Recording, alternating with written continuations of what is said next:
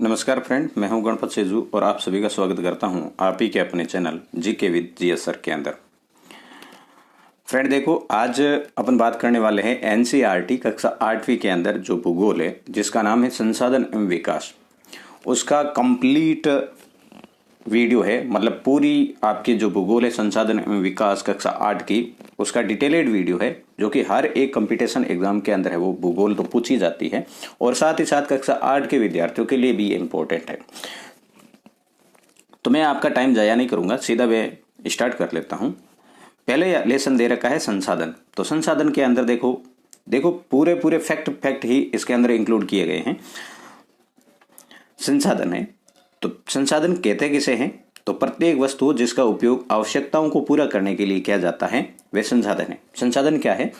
प्रत्येक वस्तु जिसका उपयोग है अपनी आवश्यकता है उनकी पूर्ति के लिए करते हैं, वही संसाधन है। मान लो कि मुझे पेन की जरूरत है, तो पेन एक क्या है? संसाधन है। संसाधन कितने प्रकार के होते हैं? तो संसाधन है वो 3 प्रकार के होते हैं। ठीक है, कौन कौन से संसाधन है वो भी अपन देख लेते हैं। पहला है प्राकृतिक संसाधन, दूसरा है मानव निर्मित संसाधन और तीसरा है वो मानव खुद है वो संसाधन है। ठीक है, तो प्राकृतिक संसाधन की बात पहले करें तो प्राकृतिक संसाधन कौन से हैं? तो वे संसाधन जो प्रकृति से प्राप्त होते हैं और अधिक संशोधन के बिना उपयोग में लाए जाते हैं। देखो, प्रकृति से सीधे जो भी संसाधन प्राप्त होते हैं, संसाधन का अर्थ है मान लो शॉर्ट में वस्तुएं जो भी है प्राप्त होती है वो प्राकृतिक है। जैसे प्राकृतिक के अंदर है वो कौन कौन से शामिल किए जाएंगे? तो नवीकरणीय प्राकृतिक संसाधन और अनवीकरणीय प्राकृतिक संसाधन। नवीकरणीय प्राकृतिक संसाधन कौन से हैं? तो जो शीघ्रता से नवीकृत अथवा पुनः पूरित हो जाते हैं वो नवीकरणीय प्राकृतिक संसाधन है। अब जैसे सौर ऊर्जा है, तो सौर ऊर्जा है शीघ्रता से नवीकृत हो जाती है। मतलब अपन खर्च करेंगे, सूर्य का प्रकाश आता रहेगा और ये पनपती रहेगी। पवन ऊर्जा है, जल है, मृदा है, वन है, ये सभी क्या है? प्राकृतिक संसाधन है, वो कि नवीकरणीय। अब दूसरा है अनवीकरणीय प्राकृतिक संसाधन। तो वो कौन से हैं? जिनके भंडार सीमित हैं और भंडार के एक बार समाप्त होने के बाद उनके नवीकृत अथवा पुनः पूरित होने में वर्ष लग जाते हैं, है ना। है तो ये प्राकृतिक, परंतु है वो अनवीकरणीय है। मतलब उसको बनने में है बहुत सारा समय लग जाता है, तो वो आपके कौन सा हो जाएगा? अनवीकरणीय हो जाएगा। जैसे कोयला है, पेट्रोलियम है, प्राकृतिक गैस है, ये प्राकृतिक होते हुए भी अनवीकरणीय हैं। दूसरा प्रकार है संसाधन का, वो है आपका मानव निर्मित संसाधन। तो प्राकृतिक पदार्थों मतलब संसाधनों को मानव द्वारा मूल परिवर्तन करके संसाधन के रूप में उपयोग करना। प्राकृतिक संसाधन है उसका जो संसाधन मूल रूप में है उसको परिवर्तित करते हुए एक नए संसाधन का निर्माण करना, वो आपका क्या होगा? मानव निर्मित संसाधन है। मतलब मानव द्वारा बनाए गए संसाधन जो भी, जैसे पुल है, सड़क है, मशीन है, वाहन है, प्रौद्योगिकी। फिर है मानव संसाधन। मानव स्वयं भी एक संसाधन है। लोगों की संख्या और योग्यता, मानसिक और शारीरिक जो भी, ये भी क्या है? एक मानव संसाधन है। तो संसाधन 3 प्रकार के हो गए हैं। संसाधन संरक्षण। संसाधन संरक्षण क्या है? तो संसाधनों का सफलतापूर्वक उपयोग करना और उन्हें नवीकरण के लिए समय देना संसाधन संरक्षण कहलाता है। संसाधन संरक्षण क्या कहलाता है? संसाधनों का सफलतापूर्वक उपयोग, देखो उपयोग तो कर रहे हैं परंतु सफलतापूर्वक उपयोग और उन्हें नवीकरण के लिए समय देना, है ना, वो क्या कहलाएगा? संसाधन संरक्षण कहलाएगा। फिर है सतत पोषणीय विकास। वेरी इंपॉर्टेंट है, सतत पोषणीय विकास आ सकता है अपने।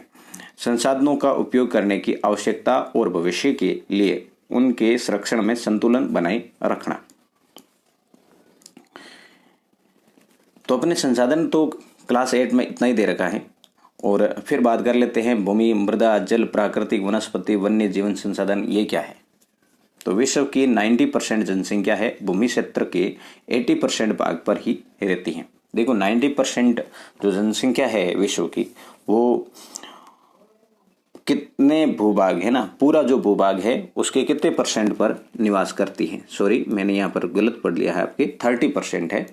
ध्यान रखें, यहाँ पर 30% है। 90% जनसंख्या है वो 30% भाग पर ही रहती है। मृदा मृदा किसे कहते हैं? तो पृथ्वी के पृष्ठ पर दानेदार कणों के आवरण की पतली परत मृदा कहलाती है। ये क्वेश्चन किस प्रकार से आ सकता है? पृथ्वी के पृष्ठ पर दानेदार कणों के आवरण की परत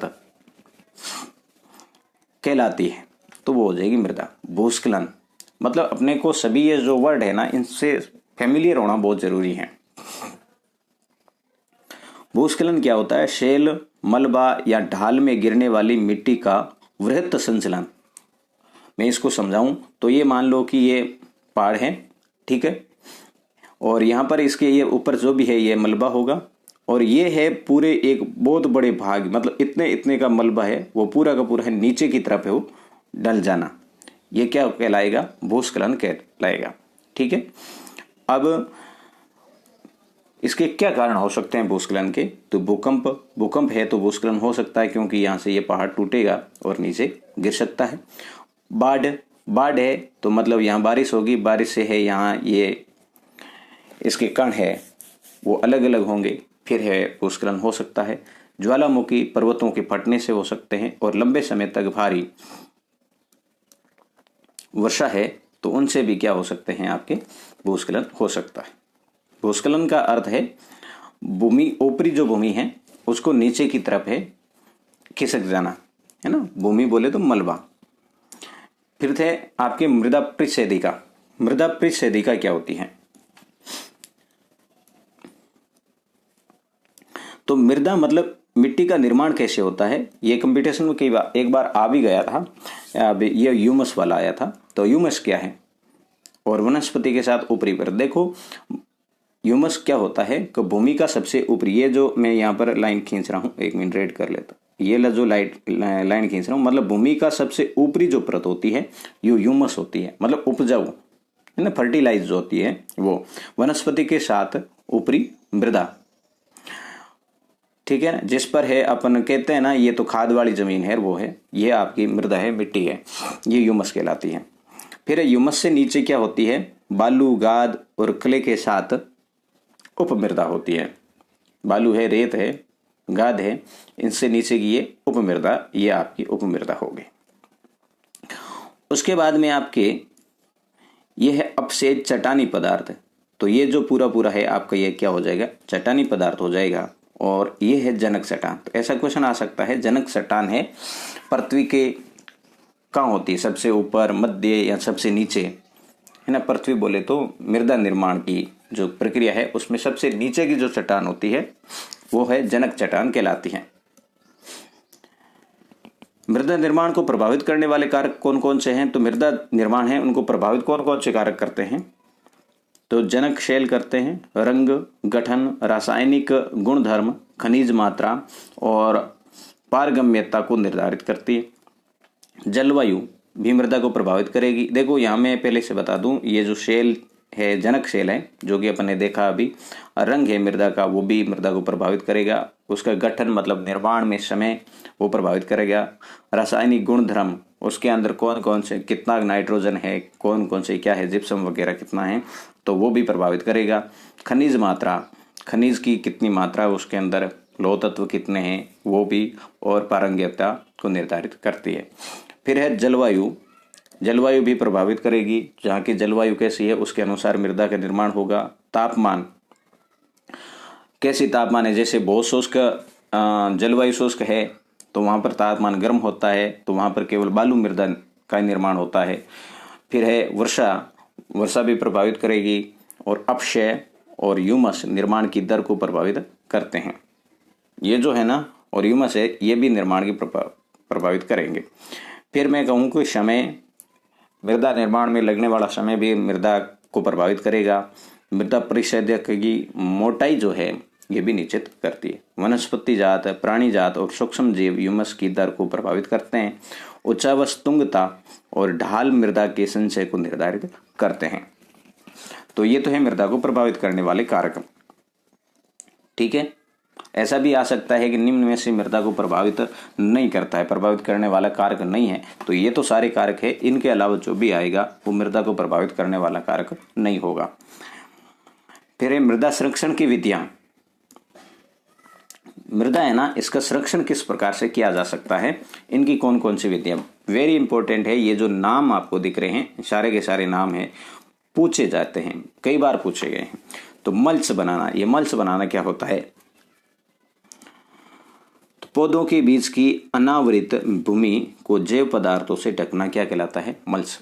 जैसे मैं यहाँ पर बता दूं, तो जैसे ये पौधे हैं, ठीक है, इनके बीच का ये जो भूमि है, क्या है ना, इसको क्या कर दिया जाता है, जैविक पदार्थों से ढक दिया जाता है। मतलब यहाँ पर है कुछ न कुछ डाल दिया जाता है, जिनसे क्या है, इस मृदा के अंदर नमी बनी रहेगी और मृदा का क्या नहीं होगा, अपरदन नहीं होगा। तो ये है मल्च बनाना कहलाता है, ठीक है। और फिर अगला देखें तो वेदी का फॉर्म, तो तीव्र ढाल वाली भूमि पर सीढ़ीदार खेत का निर्माण करना, तो ये तो सभी को पता ही होना चाहिए। इस प्रकार से खेती करने, ठीक है ना, यहाँ आई, ये फिर रुका, मतलब इसके पानी का जो बहाव है ना वो कम हो जाएगा इनसे, जिनसे क्या होगा, आपके मृदा का अपरदन है वो नहीं होगा।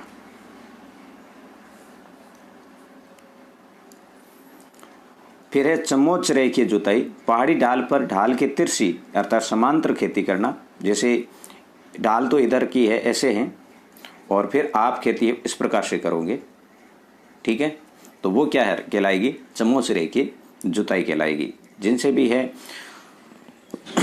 क्या होगा, पानी का बहाव कम होगा और मृदा का अपरदन नहीं होगा, मतलब मृदा का संरक्षण हो रहा है इसमें।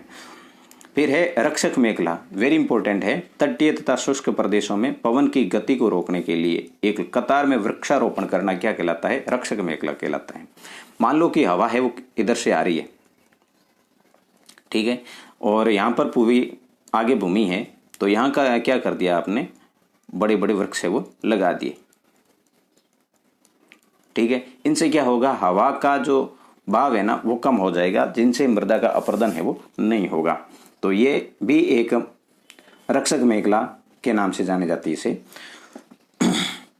फिर है चट्टान बांध, तो चट्टान बांध क्या है, जल प्रवाह को कम करने के लिए है बांधों का निर्माण किया जाता है। बीज की फसल उगाना, यहाँ देखो ये तो फसल चक्रण है। तो वर्षा दोहन से मृदा का सुरक्षित रखने के लिए अलग अलग समय पर भिन्न भिन्न फसलें हैं वो एकांतर कतारों में उगाई जाती हैं, ठीक है। फिर है आपका जल सॉरी, एक टपकता नल है, मतलब जो फैक्ट दे रखा था वो मैंने सारे इंक्लूड किए, मैं एक भी छोड़ा नहीं जाए। एक टपकता नल है, एक वर्ष में 1200 लीटर जल है वो व्यर्थ करता है। फिर पारितंत्र, सभी जीवित जातियां जीवित रहने के लिए एक दूसरे से परस्पर संबंधित और निर्भर रहती है। इस जीवन आधारित तंत्र को ही क्या कहते हैं, पारितंत्र कहते हैं। तो यहाँ इंपॉर्टेंट यह है कि पारितंत्र किसे कहते हैं, तो सभी जीवित जातियां जीवित रहने के लिए क्या है, एक दूसरे से परस्पर संबंधित और निर्भर रहती हैं। इस जीवन आधारित तंत्र को क्या कहते हैं, पारितंत्र कहते हैं। तो पारितंत्र आपने श्रृंखला देखी होगी, जैसे यहाँ पर ये घास है, घास के बाद में यहाँ पर ये चूहा है, और चूहे के बाद में यहाँ पर बिल्ली है, और बिल्ली वगैरह ये पूरा यहाँ लास्ट में मान लो कुत्ता तक अपन देख लेते हैं। और फिर है ये छोटे छोटे जीव हैं, और जीव फिर क्या हो गया, ये इसका ह्यूमस अर्थात खाद का निर्माण करेगी, फिर है वो फसल होगा। ये सारे क्या कहलाएगा, पारितंत्र कहलाता है, एक दूसरे पर निर्भरता है। आगे का फैक्ट है कि राष्ट्रीय उद्यान वर्तमान और भविष्य की पीढ़ी के लिए एक या एक से अधिक पारितंत्रों की पारिस्थितिकी एकता की रक्षा के लिए नामित किया गया प्राकृतिक जो क्षेत्र है वो क्या कहलाता है, राष्ट्रीय उद्यान कहलाता है। देखो राष्ट्रीय उद्यान तो वैसे अपने को ये समझना है क्या है, वर्तमान और भविष्य की पीढ़ी के लिए एक या एक से अधिक पारितंत्रों की पारिस्थिति एकता, मतलब पारितंत्र जो जीव हो गए और उनकी रक्षा के लिए नामित किया गया प्राकृतिक क्षेत्र जो होता है वो राष्ट्रीय उद्यान कहलाता है। फिर खनिज और शक्ति संसाधन, खनिज और शक्ति संसाधन प्राकृतिक रूप से प्राप्त होने वाला पदार्थ जिसका निश्चित रासायनिक संगठन हो वही खनिज कहलाता है। खनिज किसे कहेंगे, प्राकृतिक रूप से प्राप्त होने वाला पदार्थ जिसका निश्चित रासायनिक संगठन हो ये ध्यान रखना, तो वो खनिज हैं। खनिज दो प्रकार के होते हैं, एक तो धात्विक खनिज होता है और एक अधात्विक खनिज होता है। धात्विक खनिज कौन सा होगा? जिसमें है लो एस का की मात्रा हो। अधात्विक का अर्थ है जिसमें लो एस की मात्रा नहीं हो। ठीक है, जैसे लोहे और अलोहे। अलोहे भी होते हैं लो एस के बिना भी, जैसे धातु का है। सुचालक जो भी होगा वो है धात्विक है और कुचालक है वो अधात्विक होगा। फिर दे रखा है कि खनन, पृथ्वी की सतह के अंदर दबी शैलों में खनिजों को बाहर निकालने की जो प्रक्रिया है वो क्या कहलाती है? खनन कहलाती है। तो पृथ्वी की सतह के अंदर दबी शैल है ना, उसे अपन बाहर निकालेंगे, वो प्रक्रिया है क्या कहलाएगी? खनन कहलाएगी। यह इंपॉर्टेंट बात है ये वाली, विवृत खनन, कूपक, कूप की खनन और प्रवेदन, ये बहुत इंपॉर्टेंट है। तो ये देखो क्या है, विवृत खनन क्या है? खनिज जो कम गहराई में स्थित हैं वे पृष्ठीय स्तर को हटाकर निकाले जाते हैं, वो विवृत खनिज है। मतलब गहराई कम है जिस खनिजों को प्राप्त करते हैं अपन, बिना थोड़ी गहराई से प्राप्त कर लेते हैं, वो आपके क्या कहलाएगा? विवृत खनन कहलाएगा। कूपक है, कूपक को मैं एक नाम दूं तो कुएं कह सकता हूँ। ठीक ना, गहन वेदन हेतु खोदे गए कुएं, पर कुएं वो ये पानी वाले नहीं, मतलब बहुत ही गहराई में, बहुत मतलब 7-8 किलोमीटर तक के, वो है कूपक कहलाते हैं। फिर कूप की खनन, गहरी गहराई में स्थित खनिज निक्षेपों तक पहुंचने के लिए बनाए जाते हैं, ये कूपक खनन बनाए जाते हैं। इतना ही लेख रखा था जो मैंने आपको बता दिया है। प्रवेदन मतलब ये कूपक है, ये कूपक अपन है खनिज तक पहुंच जाते हैं तो बहुत गहराई तक जाना पड़ता है, और इनसे जो अपन खनिज निकालेंगे वो कूपक खनन कहलाएगा, कूप की खनन कहलाएगा। प्रवेदन, पेट्रोलियम व प्राकृतिक गैस को धरातल के बहुत नीचे से बाहर निकालने के लिए गहन कूपों की जाने वाली खुदाई प्रवेदन कहलाता है। जैसे ये कूपक है, इसकी अपन जो खुदाई करते हैं वो क्या कहलाता है? प्रवेदन कहलाता है। जैसे ये पेट्रोलियम और प्राकृतिक गैस है, बहुत ही गहराई में मिलते हैं और बहुत नीचे बाहर निकालने के लिए ये जो अपन गहन कूप खोदते हैं उसे क्या कहलाते हैं? प्रवेदन कहते हैं। फिर है आपके आखनन। तो आखनन क्या होता है? तो सतह के निकट स्थित खनिजों को जिस प्रक्रिया द्वारा आसानी से खोदकर निकाला जाता है उसे आखनन कहते हैं। फिर आपके महाद्वीप आ जाता है इसके अंदर। एशिया महाद्वीप, विश्व का आधे से अधिक टिन का उत्पादन है वो कौन सा करता है? एशिया महाद्वीप करता है। ऐसा क्वेश्चन आ सकता है कि विश्व का आधे से अधिक टिन उत्पादक किस महाद्वीप के अंदर है होता है, तो आपके एशिया होगा। और एशिया में भी देखो चीन है वो सीसा, एंटीमनी और टंगस्टन के उत्पादन में अग्रणी है। चाइना जो है, तो चाइना तो वैसे सभी के अंदर ही है, आप यदि देखोगे तो लगभग के अंदर है चाइना। यदि ऑप्शन आया है ऊपर खनिज का नाम दे रखा है तो थोड़े बहुत कंफ्यूज हैं, तो अपने को चाइना कर देना चाहिए। चीन है वो सीसा, एंटीमनी और टंगस्टन के उत्पादन में क्या है? अग्रणी है। अग्रणी बोले तो आगे है। यूरोप विश्व में लौह उत्पादन में अग्रणी। विश्व में सर्वाधिक लौह है किस महाद्वीप में होता है? तो आपके यूरोप में होता है। फिर आपके उत्तरी अमेरिका, उत्तरी अमेरिका की बात करें तो 3 खनिज निक्षेप क्षेत्र है इसके अंदर। एक ग्रेट लेक के उत्तर में कनाडियन शील्ड प्रदेश है। लोएस्क, निकेल, सोना और यूरेनियम और तांबा है, यहाँ से प्राप्त किया जाता है। कहाँ से? उत्तरी अमेरिका के कनाडियन शील्ड प्रदेश से। फिर अपलेशियन प्रदेश है। अपलेशियन प्रदेश से कोयले का खनन किया जाता है। इंपॉर्टेंट है, ध्यान रखना। अपलेशियन प्रदेश है वो किसके लिए प्रसिद्ध है? तो कोयले के लिए।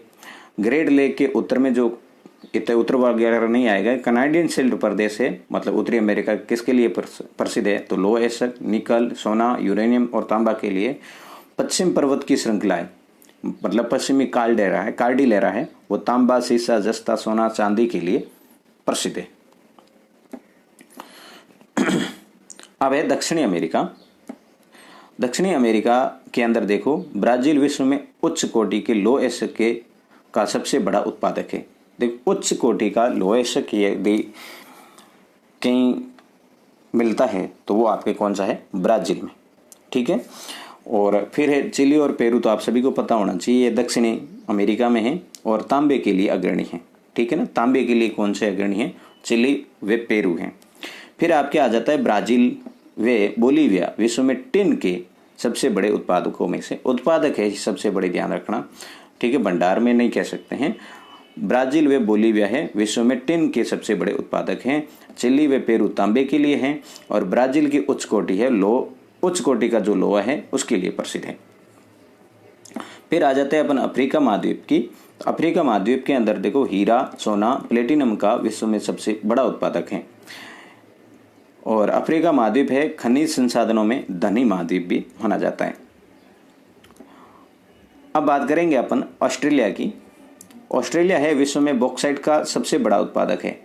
विश्व का सबसे ज्यादा बॉक्साइट है कहाँ से प्राप्त किया जाता है, तो है आपके ऑस्ट्रेलिया है, ठीक है, ऑस्ट्रेलिया रहेगा।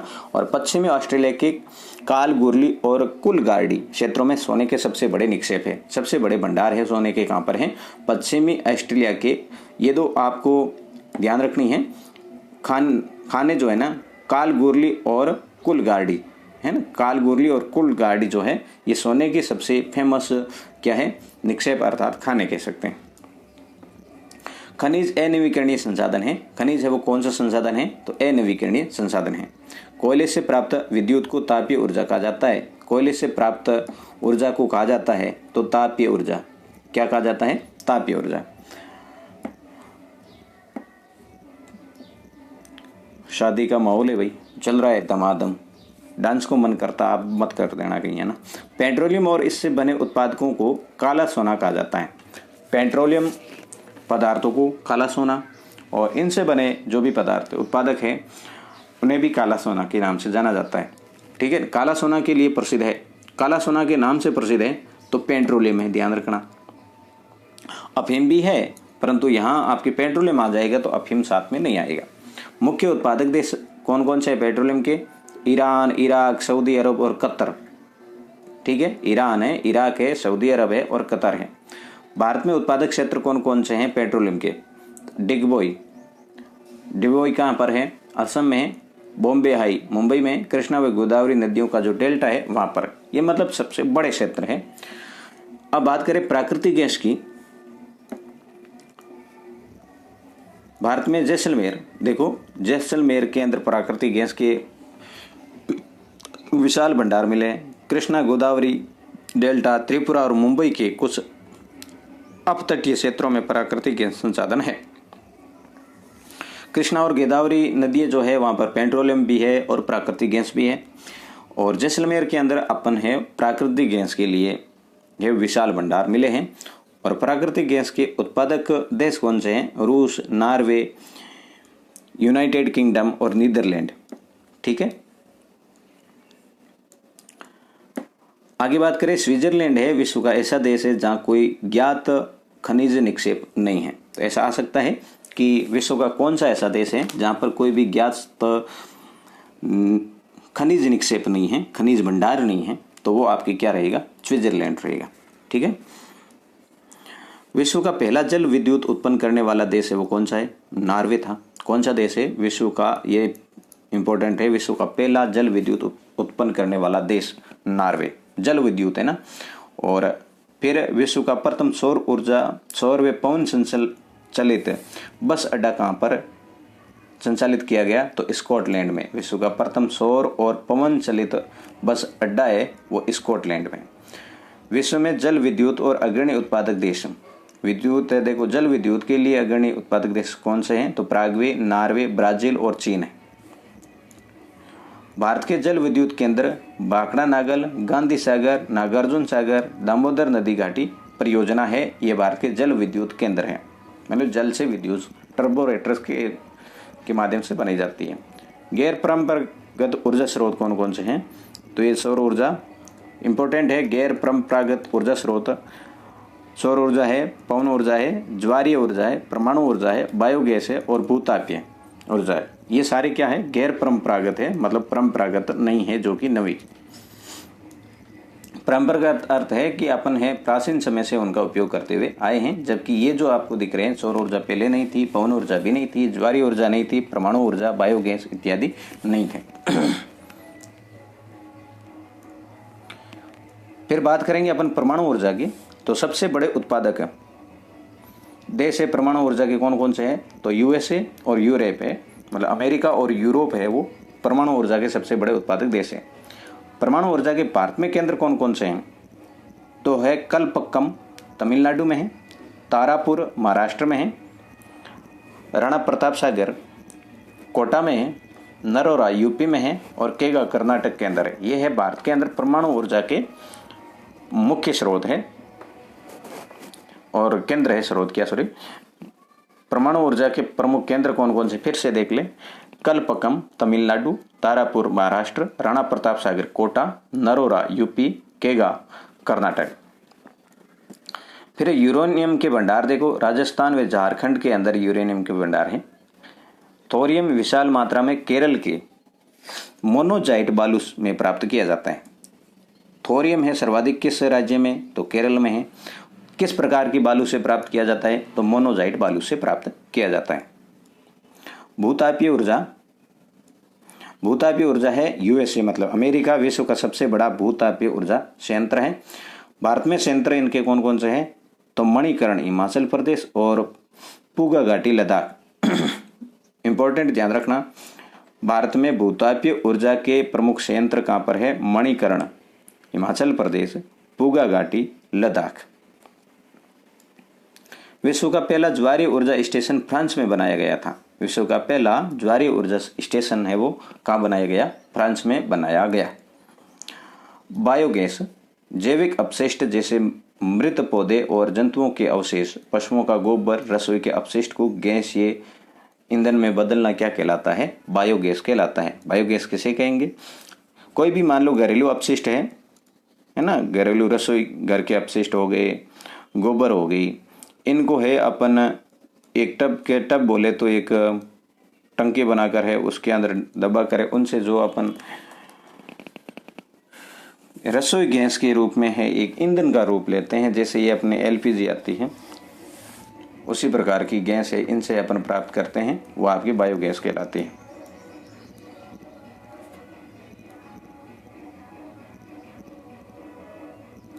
फिर है कृषि, एग्रीकल्चर क्या होता है, ये नाम जो है ना वेरी इंपॉर्टेंट है। खेती, मृदा की जुताई, फसलों को उगाना और पशुपालन का विज्ञान है एवं कला है, ये क्या है, एग्रीकल्चर है। एग्रीकल्चर को हिंदी में खेती कहते हैं, क्योंकि खेती करना तो सभी जानते हैं, जुताई, निराई, गुड़ाई वगैरह ये सभी है मिलाकर क्या कहलाएगी, एग्रीकल्चर कहता है। परंतु यहाँ पर ध्यान देने योग्य बात यह है कि ये जो सेरीकल्चर आया है, रेशम उत्पादन, रेशम के कीटों का वाणिज्यिक पालन है, वो क्या कहलाता है, सेरीकल्चर कहलाता है। फिर है पीसीकल्चर, मत्स्य पालन को क्या कहते हैं, पीसीकल्चर कहते हैं। जैसे विशेष रूप से निर्मित तालाबों और पोखरों में मछली को पालन किया जाता है, उसको क्या नाम से जाना जाता है, पीसीकल्चर के नाम से जाना जाता है। फिर आपके विटीकल्चर, तो द्राक्षाकृषि, अंगूरों की जो खेती की जाती है उसे विटीकल्चर कहा जाता है। मतलब द्राक्षा कहो या अंगूर कहो, इनकी खेती को विटीकल्चर कहते हैं। पीसीकल्चर मत्स्य पालन को, सेरीकल्चर रेशम उत्पादन को, एग्रीकल्चर केवल खेती को। फिर आपके आ जाता है हॉर्टिकल्चर, उद्यान कृषि है ना, वाणिज्यिक उपयोग के लिए सब्जियों, फलों और फूलों को उगाना है, उद्यान लगाना है, वो क्या कहलाता है, हॉर्टिकल्चर कहलाता है। ठीक है, ये तो आपके कृषि के प्रचलित नाम थे। फिर है निर्वाह कृषि। निर्वाह कृषि क्या होती है, ऐसी कृषि जो कृषक परिवार की आवश्यकताओं को पूरा करने के लिए की जाती है। मान लो कि मैं एक किसान हूं और किसान, मैं इतना ही गेहूं बोऊंगा और इतना ही मैं बाकी कोई मतलब खाद्यान्न बोऊंगा, जितनी मुझे आवश्यकता है, इनसे ज़्यादा मैं नहीं करूंगा, तो वो आपके क्या कहलाएगी, निर्वाह कृषि कहलाएगी। एक है गहन निर्वाह कृषि और एक है आदिम निर्वाह कृषि। गहन निर्वाह कृषि क्या होती है, एक छोटे भूभाग में साधारण औजारों और अधिक श्रम से खेती की जाती है। मतलब बिल्कुल लोकल, कोई भी आज के टाइम के जो नवीन उपकरण है उनका प्रयोग नहीं करके सीधी केवल खेती अपन है जोर जबरदस्त मेहनत के साथ में करते हैं, वो है आपकी गहन निर्वाह कृषि। और आदिम निर्वाह कृषि स्थानांतरित कृषि या चलवासी पशुचारण। जैसे स्थानांतरित, एक जगह पर है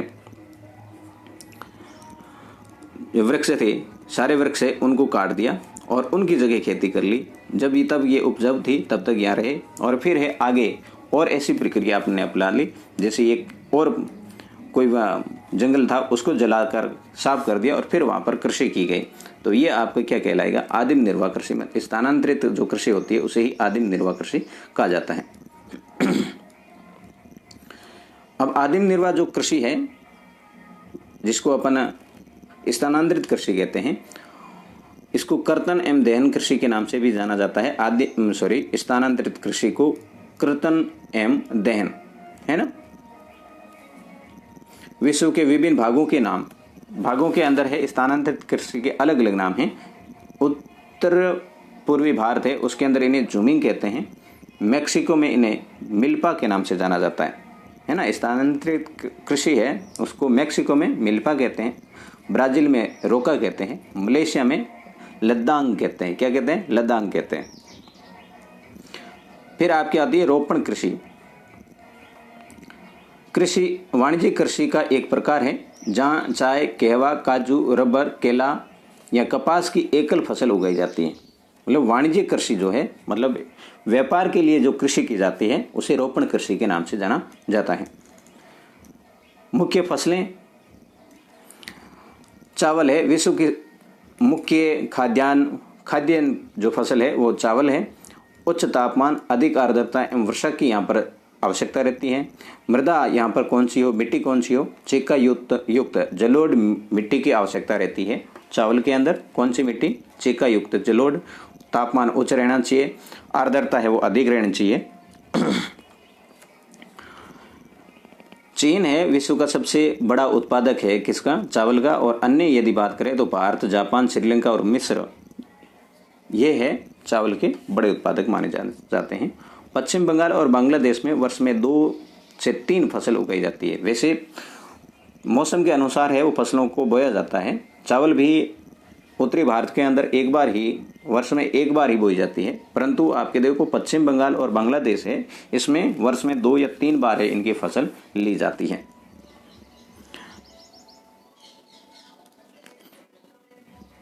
गेहूं है, इसमें मध्यम तापमान चाहिए, वर्षा की आवश्यकता रहती है।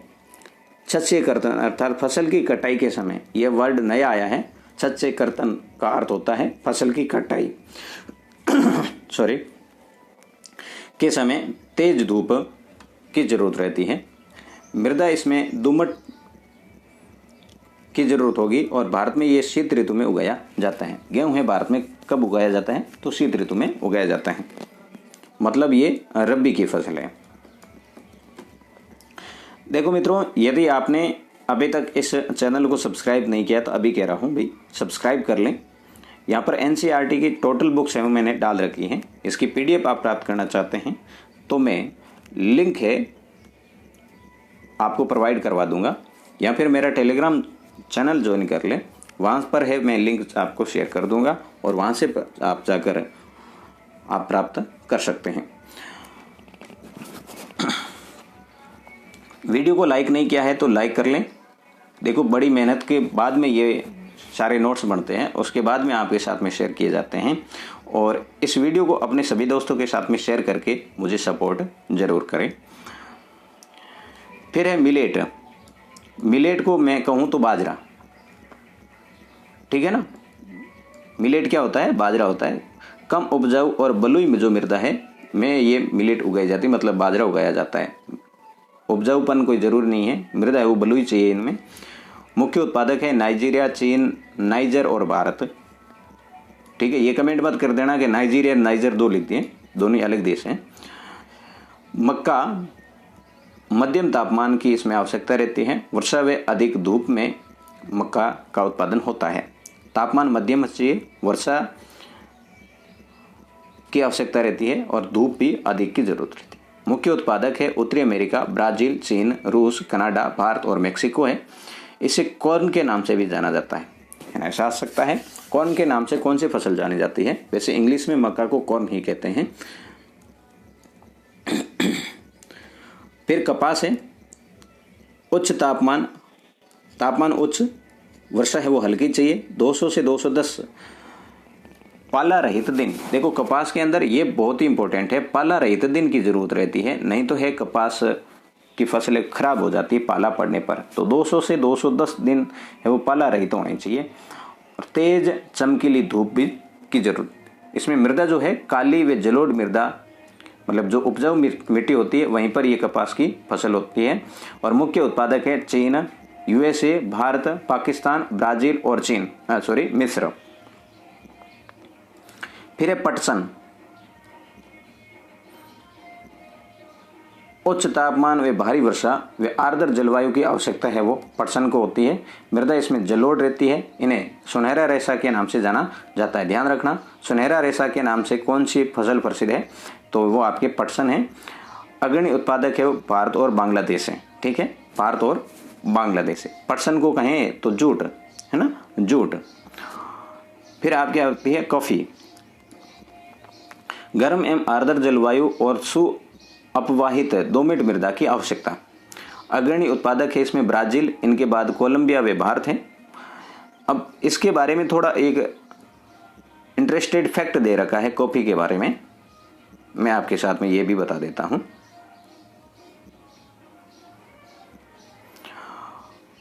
कॉफी की खोज के विषय में विभिन्न कहानियां प्रचलित हैं। लगभग 850 ईस्वी में काल्दी नाम का एक अरबवासी जो बकरी चराने वाला था, अपनी बकरियों की अनोखी उछल कूद और हरकतों को देखकर परेशान था।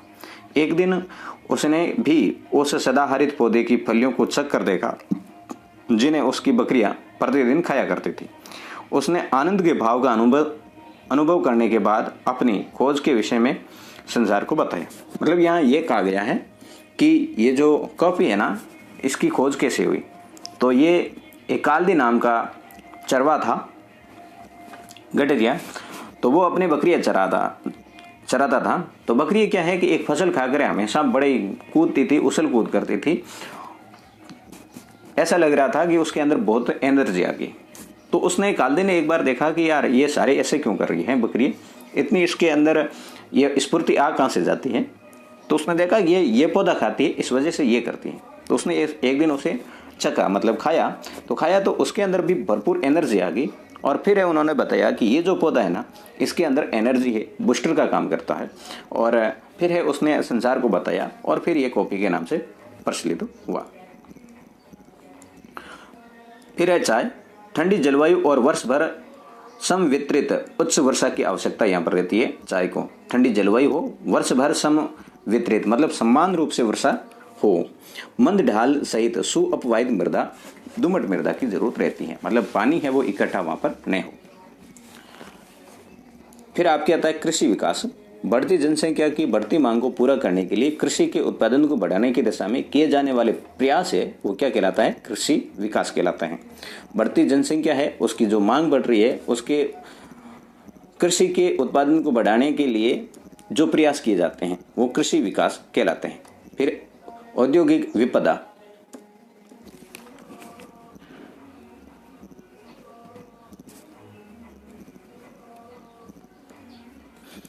औद्योगिक विपदा, भोपाल त्रासदी। देखो भोपाल त्रासदी बहुत फेमस है, परंतु आपको ये याद रखना होगा भोपाल त्रासदी है कहाँ पर हुई, तो भोपाल के अंदर एमपी में 3 दिसंबर 1984 को रात्रि 12:30 बजे हाइड्रोजन साइनाइड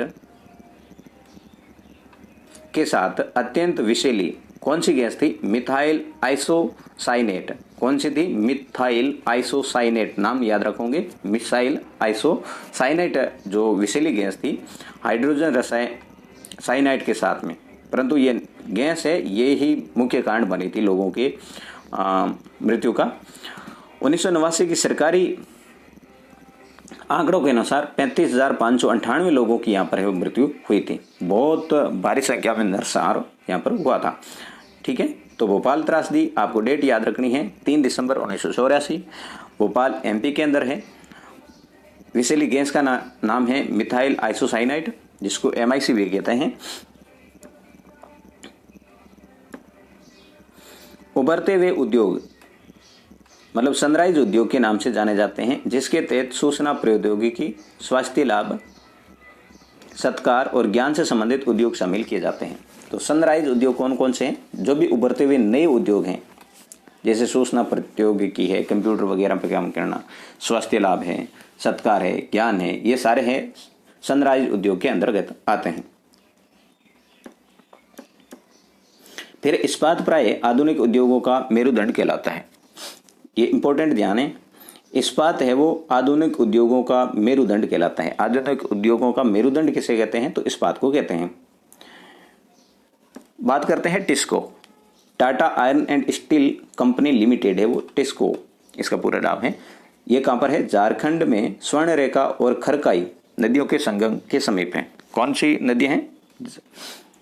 टिस्को कहाँ पर है? झारखंड में है, स्वर्णरेखा और खरकाई नदी के संगम पर। साक्षी वर्तमान में जमशेदपुर नाम है इसका, साक्षी का। में सन 1907 में शुरुआत यहाँ पर हुई थी। स्थापना के समय निजी क्षेत्र का था, परंतु अब है स्वामित्व सरकार का है।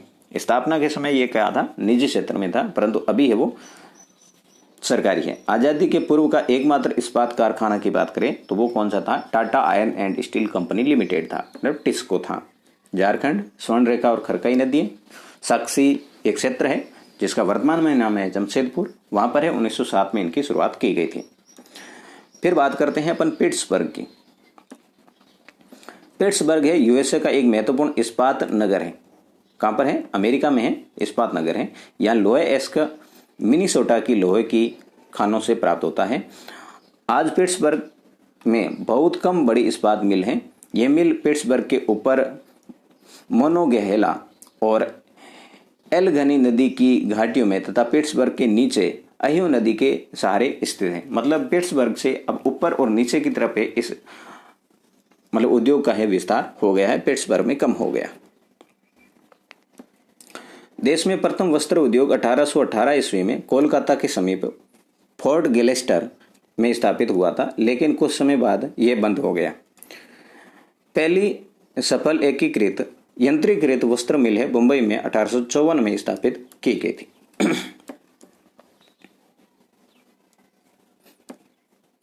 अहमदाबाद गुजरात में साबरमती नदी के तट पर स्थित अहमदाबाद है वो कहां पर है? गुजरात में साबरमती नदी के तट पर है। 1859 में यहाँ पर मतलब अहमदाबाद में पहली सूती वस्त्र मिल है वो स्थापित की गई थी। अहमदाबाद को ही भारत का मैनचेस्टर कहा जाता है। भारत का मैनचेस्टर किसे कहते हैं? तो अहमदाबाद को कहते हैं। बात आती है ओसाका, जो कि जापान का एक नगर है, तो इसको है जापान का मैनचेस्टर कहा जाता है। जापान का मैनचेस्टर किसे कहते हैं? ओसाका को।